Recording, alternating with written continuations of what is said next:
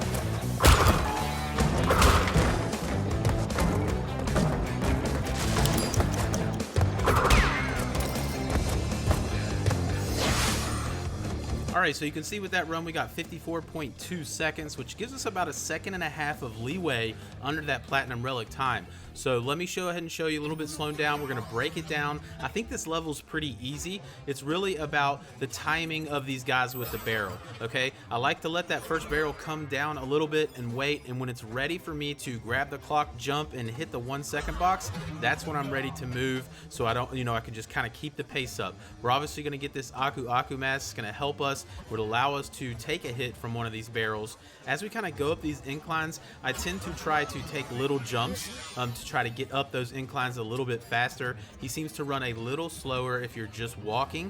You can see that here.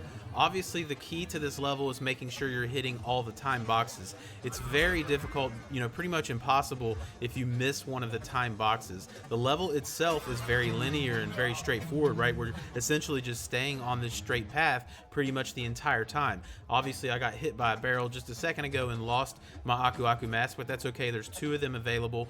Generally speaking, though, getting hit by the barrels is going to slow you down, and I think that actually happens to me in this run. So you can speed it up a little bit if you don't take any damage from these barrels, because not only do they hit you, but they tend to knock you back a little bit, and that damage will slow you down by 0.3, 0.4 seconds. So here we are again. I'm just kind of hopping up this incline, making our way across here. If you're doing the speed run on this level, generally you should just be able to run full speed, and the barrels should naturally be in a position that won't hit you. So we need to jump and hit this 2 box as we're making our way up. Obviously, you don't want to hit the TNT.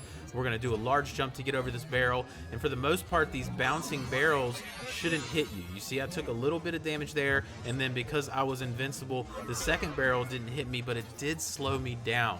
Okay, so I probably lost about a half a second there that you can gain if you kind of clean that up and you don't get hit by the barrels. For the most part, I think for the speed run, you're just going to have to assume they're not going to hit you and keep moving. If you start dilly-dallying, trying to not take damage, you're not going to get that platinum time.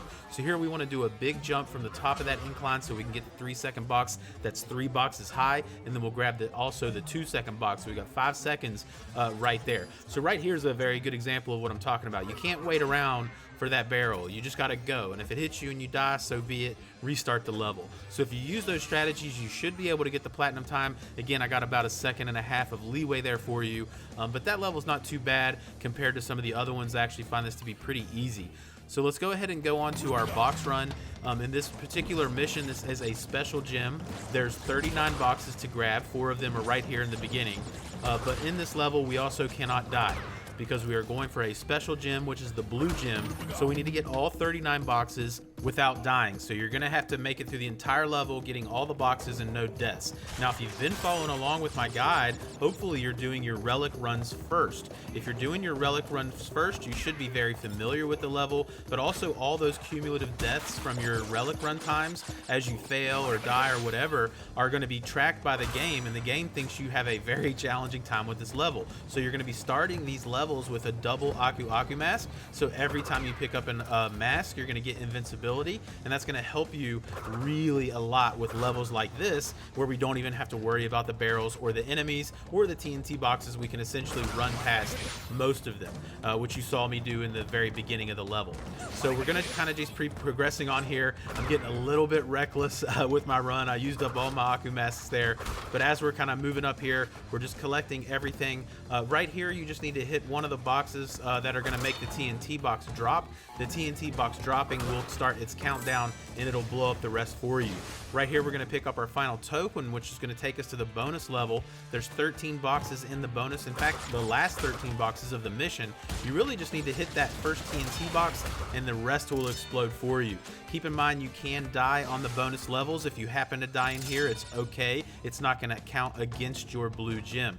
Now, we had already collected the blue gem just in our normal playthrough, because this is an easy level to get all the boxes on. But assuming you get to the end here, you've gotten all 39 boxes, and you get here without dying, the blue gem will spawn right in front of that portal for you, which my son Miles actually got in this level when we were just playing it normally. So it's an easy level to get the gem on. I hope you guys found that helpful as always, and the breakdowns helping you guys get these platinum relics. So hopefully you're enjoying this playthrough, and we'll see you in the next mission, the High Road.